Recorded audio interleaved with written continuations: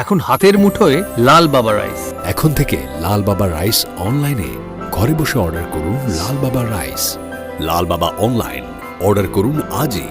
লাল বাবা রাইস, স্বাদ ও স্বাস্থ্য একসাথে পাবেন শুধুমাত্র লাল বাবাতে। স্বপ্নের কেরিয়ার গড়তে চান? আসুন যোগ দিন MCRS নলেজ ক্যাম্পাসে। পূর্ব বর্ধমানে অবস্থিত আমাদের ক্যাম্পাসে আমরা অফার করছি নার্সিং ও প্যারামেডিক্যাল কোর্স। সবুজ ঘেরা হাইটেক ক্যাম্পাস, সঙ্গে কলেজ সংলগ্ন অত্যাধুনিক হস্টেল। এখানে অভিজ্ঞ শিক্ষক ও শিক্ষিকারা আপনাকে আধুনিক চিকিৎসা পদ্ধতি ও প্রযুক্তির মাধ্যমে প্রশিক্ষণ দিচ্ছেন। আমাদের কোর্সগুলিতে আপনি পাবেন হাতে কলমে প্রশিক্ষণ এবং প্রয়োজনীয় দক্ষতা অর্জনের সুযোগ। বিশ্বমানের পরিকাঠামো ও সুবিধা আপনার শিক্ষা জীবনকে করবে আরো সুন্দর ও সহজ। আপনার স্বপ্নের ক্যারিয়ার শুরু হোক এইখানে, MCRS নলেজ ক্যাম্পাসে। MCRS নলেজ ক্যাম্পাস, আপনার ভবিষ্যতের পথপ্রদর্শক। ফুটবল, ক্রিকেট, বাস্কেটবল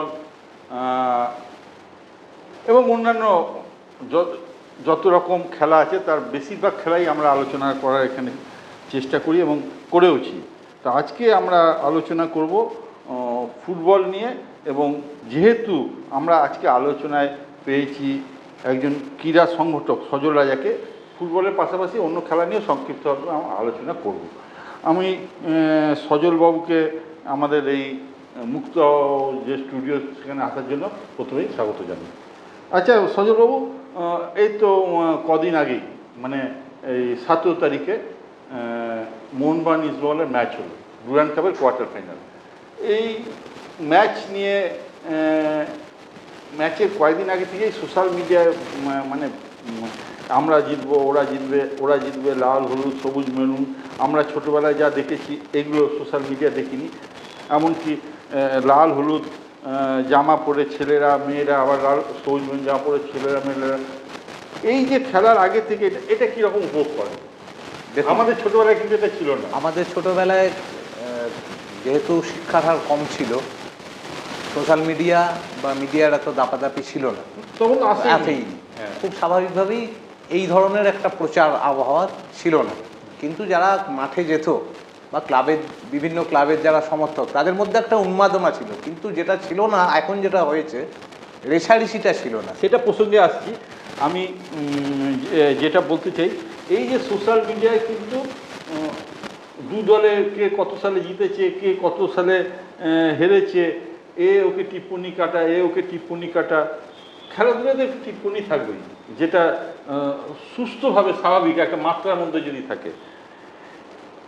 আজকালকার ইয়ং জেনারেশনের এই সোশ্যাল মিডিয়ার বাইরে খেলাধুলোর মাঠে সোশ্যাল মিডিয়ায় যতটা দেখা যায়, খেলাধুলার মাঠে কি ততটা দেখা যায় না। যে ছেলেরা সোশ্যাল মিডিয়ায় দিনরাত্রি লিখে যাচ্ছে, যে কোনো খেলা হলে মাঠে তাদের উপস্থিতি খুব কম, মাঠে ফিজিক্যাল উপস্থিতি খুব কম, কিন্তু সোশ্যাল মিডিয়ায় আলোচনা। এই আপনি ডার্বির কথা বলছিলেন, এই 15 তারিখে স্বাধীনতা দিবসের পর থেকে আজ পর্যন্ত ঘটি বাঙালের একটা যেন লড়াই চলছে, এটা কাম্য নয়। না, ঘটি বাঙালের লড়াইটা ছিল 100 বছর ধরে। না, সে তো মাঠের মধ্যে ছিল, আজকে সমাজের পরিসরের মধ্যে ঢুকে যাচ্ছে। এই ঘটি বাঙাল লড়াই করতে গিয়ে কখনো কখনো তারা ভুলে যাচ্ছে যে আমরা দুজনেই কিন্তু বাঙালি, দুজনেই বাংলার ঘটি এবং বাঙাল দুজনেই মিলে কিন্তু আমাদের পশ্চিম বাংলা গড়ে উঠেছে, এবং বাংলা ভাষী লোকদের একটা প্রসঙ্গ এই সময় বলতে পারি খুব সুন্দর। ভবানীপুরের উত্তম কুমার আর পাবনা থেকে আসা সুচিত্রা সেন, দুজনে মিলেই কিন্তু সবার উপরে অগ্নি পরীক্ষা বা সবার উপরে একদম একটার পর একটা সিনেমা দুজনে মিলে কিন্তু হয়েছিল। এবং কলকাতায় সেই সময় বাঙাল ঘটি রেসার্সি হলে বসে তারা কিন্তু দিনের পর দিন সেই বই দেখে হাউসফুল। একদম তা বাঙাল এবং ঘটি ছাড়া কি বাঙালি হয়? না, কখনোই হয় না। দেখুন, এটা একটা আমাদের সময়ে বা আপনাদের সময়েও বাঙাল ঘটির লড়াইটা টিপ্পনির মধ্যেই থাকতো, কিন্তু আজকে বিষয়টা একদম অন্য। আমি আপনাকে একটা কথা বলি, এই যে বিভিন্ন জায়গায় চলছেন না, একটা সোশ্যাল সায়েন্সে বা হিস্ট্রিতে আপনারা একটা কথা পাবেন, উগ্র জাতীয়তাবাদ। আজকে সব জায়গায় কিন্তু উগ্র ক্লাববাদ ঢুকে যাচ্ছে। আমি মোহনবাগানের সমর্থক মানে ইস্টবেঙ্গলের সব খারাপ, ইস্টবেঙ্গলকে মানে আমি যদি হেরে যাই তাহলে ইস্টবেঙ্গলের সঙ্গে একটু ঝগড়া মারামারি করতে পারি, আমি জিতে গেলে মোহনবাগানের দুটো ছেলেকে মারতে পারি। কিন্তু একটা জিনিস আমি বুঝি না, যে ইস্টবেঙ্গলের সাপোর্টার সে কি করে অস্বীকার করবে যে চুনি গোস্বামী বাঙাল হয়েও চিরটাকাল মোহনবাগানে খেলে গেছে। চুনি গোস্বামী একজন ভারতের সর্বশ্রেষ্ঠ প্লেয়ার, একদম। কোনো ইস্টবেঙ্গল সমর্থক কি সেটা অস্বীকার করতে পারবে? একদমই। আপনি আর একটা সুব্রত ভট্টাচার্যের উদাহরণ ধরুন, হাওড়ার ঘটিবাড়ির ছেলে, গোটার জীবন মোহনবাগান অন্তপ্রাণ, ওর থেকে বড় মোহনবাগানি আমাদের জীবনে আমরা খুব কম দেখেছি। এটা তো খুব সত্যি কথা। হ্যাঁ, কিন্তু সে আবার ইস্টবেঙ্গল কোচিং করেছেন 1 বছর। হ্যাঁ, কিন্তু এখন কথা হচ্ছে একজন ইস্টবেঙ্গল সাপোর্টার সে কি কখনো অস্বীকার করতে পারবে মোহনবাগানের শৈলেন মান্না, চুনি গোস্বামী এরা ভারতের একজন? ভাই অপূর্বদা, আমি দেখছিলাম আজকেই সম্ভবত গোষ্ঠপালের জন্মদিন এবং আমাদের চাইনিজ ওয়াল, তিনি সবাইকে স্বীকার করতে হবে তিনি ওপার বাংলার লোক ছিলেন। ওপার বাংলার লোক বা এপার বাংলার লোক বড় কথা না, ইস্টবেঙ্গল মোহনবাগান সবাইকে স্বীকার করতে হবে উনি মোহনবাগানে খেললেও ভারতবর্ষের সর্বকালের শ্রেষ্ঠতম সন্তান চাইনিজ ওয়াল। এখন কথা হচ্ছে যেমন সুরজিৎ সেনগুপ্ত ইস্টবেঙ্গলেই খেলুক বা মোহনবাগানে খেলুক, তারা তো একসময় প্রচণ্ড ভালো সব খেলোয়াড় ছিল, সুধীর কর্মকার, চুনি গোস্বামী, গৌতম সরকার, প্রশান্ত ব্যানার্জি। অপূর্বদা, একটা ঐতিহাসিক প্রেক্ষাপট আপনাকে মনে রাখতে হবে। বিশ্বযুদ্ধ এবং দেশগুলো রেষারেষির মধ্যে থেকে অলিম্পিক গেমস চালু হয়েছিল, কিন্তু বিশ্ব শান্তির বার্তা খেলাধুলার মাধ্যম দিয়ে। আমরা সেইটাকে ভুলে যেতে চলছি, সেই ঐতিহ্যটাকে। এটাই একটা না, এটা সবাই নয়, আংশিক, খুব একটা ছোট সংখ্যক যারা এটাকে একটা মানে বাজে পরিস্থিতির মধ্যে নিয়ে যায়, উত্তেজনাকর পরিস্থিতিতে নিয়ে যাওয়ার একটা এমন সব তাদের। সেটাকে আমি ছোটবেলায় দেখেছেন এরকম না, এই ধরনের উন্মাদনাটা ছিল না। সোশ্যাল মিডিয়ার খানিকটা কারণ হতে পারে, কিন্তু এই উন্মাদনাটা ছিল না। কিংবা খেলা শেষে আপনার মনে থাকবে, বিভিন্ন ঘটনা থেকে পড়বেন, চুনি গোস্বামীর যে খেলতে খেলতে বই তাতেও পাবেন, পিকে ব্যানার্জির আত্মজীবনী তাতেও পাবেন। মোহনবাগান চ্যাম্পিয়ন হয়েছে, জ্যোতিষ গো ইস্টবেঙ্গল ক্লাব থেকে মিষ্টি আর নিয়েছে মোহনবাগান ক্লাবে দিয়ে। সেটা এখনো হয়, সেটা এখনো তার মধ্যে কোনো ছিল না, এখনো সেটা হয়। কিন্তু এখন একটা জিনিস যেটা আপনি জ্যোতিষ গোর কথাটা যখন বললেন, সেটা এসেই যায় জ্যোতিষ গো বা শৈলেন মান্নার সময় বা ধীরেন দে।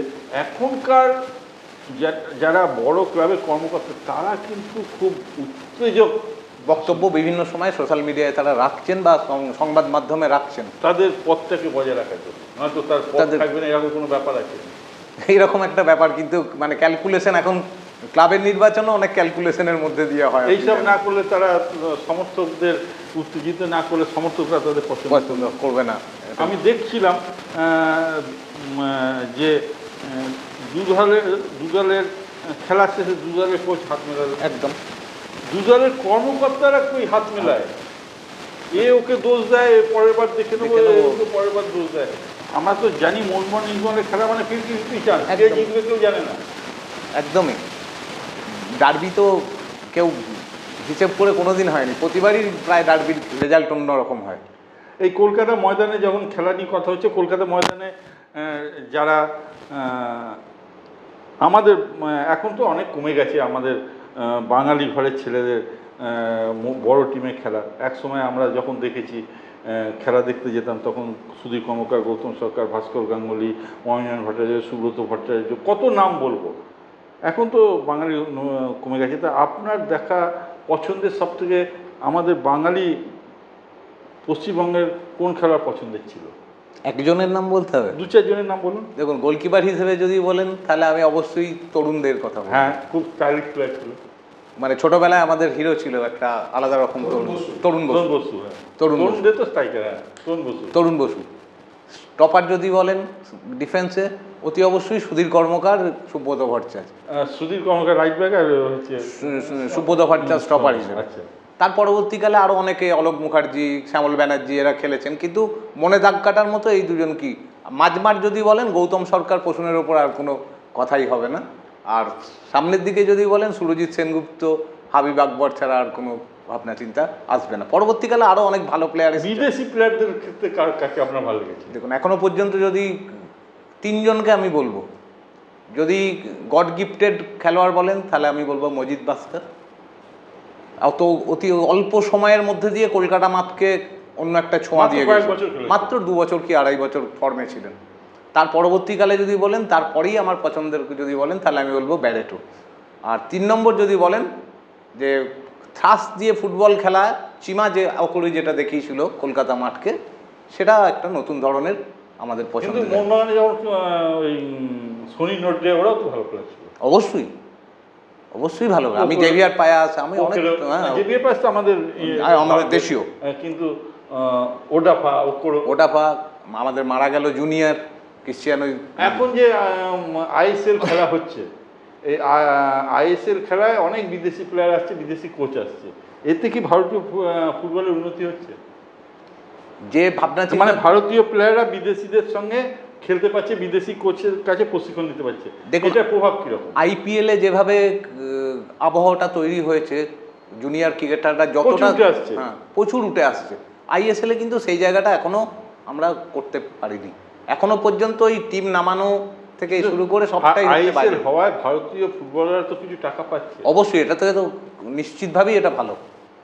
এতে কি মনে হচ্ছে কোনো প্রভাব পড়বে ভারতের খেলার টেকনিকের দিক থেকে? দেখুন কিছুটা উন্নতি আইএসএল খেলার ফলে, টেকনিক্যালি, গেম সেন্স ইত্যাদি, অবশ্যই বড় বড় কোচ এসছেন, কিছু উন্নতি হয়েছে।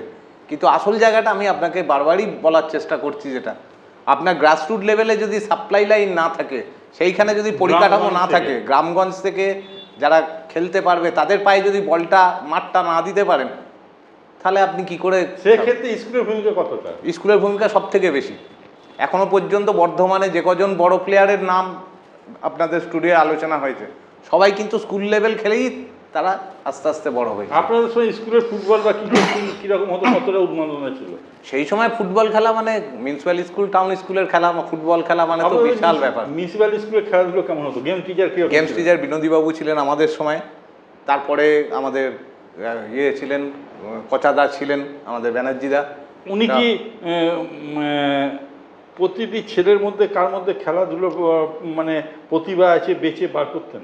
নিশ্চিতভাবেই তাদের খুব নজর ছিল। এবং আমি এই ব্যাপারে আমাদের মিউনিসিপ্যাল স্কুলের থেকেও টাউন স্কুলের যিনি গেমস টিচার ছিলেন, তার গোপালবাবু, ওনার ভূমিকা আমার ছোটোবেলায় দেখা। আমাদের স্কুলের উনি ছিলেন না, কিন্তু আমার ভালো লাগতো কে ভালো খেলছে, কোন স্কুলে কোন ছেলেটা ভালো খেলছে দেখে নিয়ে এসে তাকে টাউন স্কুলে ভর্তি করা, এটা করতেন। এই জিনিসটা দরকার, অবশ্যই দরকার।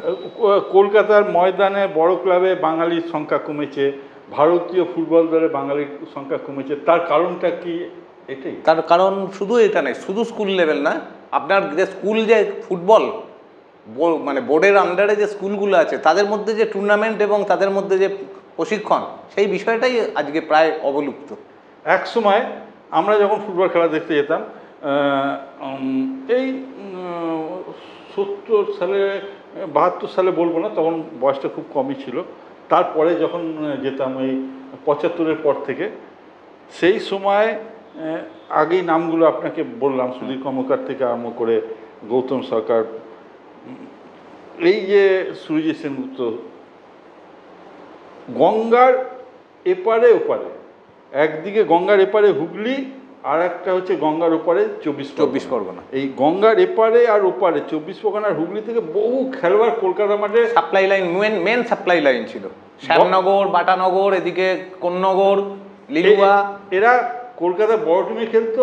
এবং বড় টিমের পাশাপাশি যে টিমগুলো ছিল, খিদিরপুর, জর্জ টেলিগ্রাফ, এইসবগুলো খেলতো। এখন এই সংখ্যাটা তো কমে গেছে, একদমই ক্লাবের সংখ্যাই কমে গেছে। আর তার থেকেও বড় ব্যাপার, খেলাধুলার প্রতি যে ডেডিকেশন। ধরুন অচ্যুত ব্যানার্জির মতো লোক গোটা জীবন খিদিরপুরকে নিয়ে কাটিয়ে দিয়ে, ল্যাংচা মিত্রর মতো লোক, তারা এক ছোট ক্লাব নিয়ে প্লেয়ার তৈরি করতেন।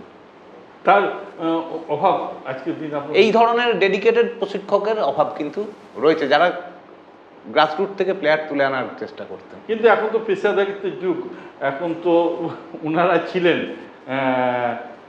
নিশ্চয়ই বলবো, কিন্তু এখন তো টাকা পয়সা না পেয়ে কতদিন ওইভাবে কেউ এখন করতে পারবে? এখন কি সেই আগেকার দিনের মতো পরিস্থিতি আছে, না পরিবর্তন হয়েছে? দেখুন পয়সা করেই তো আজকের দিনে, কারণ সেই সময়ের পরিস্থিতি আজকের পরিস্থিতির মধ্যে একটা বেসিক্যাল তফাৎ হয়ে গেছে, যেটা হচ্ছে আগে কি কেন্দ্রীয় সরকারি কি রাজ্য সরকারি পোস্টে খেলোয়াড়দের একটা চাকরি পাওয়ার জায়গা থাকতো।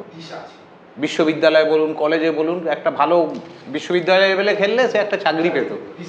আজকে সেই দিশাটা কিন্তু ইয়ং প্রজন্মের কাছে নেই। স্বাভাবিকভাবেই সেটা এসে যাচ্ছে, যে কদিন পায়ে বল সে কদিন যতটা টাকা রোজগার করা যায় সেটাই। এবার যে মোহনবাগান ইস্টবেঙ্গলের খেলা হলো ডুরান্ড কাপে কোয়ার্টার ফাইনাল, খেলা দেখে কি আপনার মন ভরেছে? না, খেলা দেখে একদমই মন ভরেনি। যদিও এটা একটা খুব স্বাভাবিক ডার্বি ম্যাচ, একটু টেনশনের ম্যাচ থাকে, সেই অর্থে আমরা যেটা ভালো খেলা আশা করি সেটা কোনো সময়ই হয়ে ওঠে না।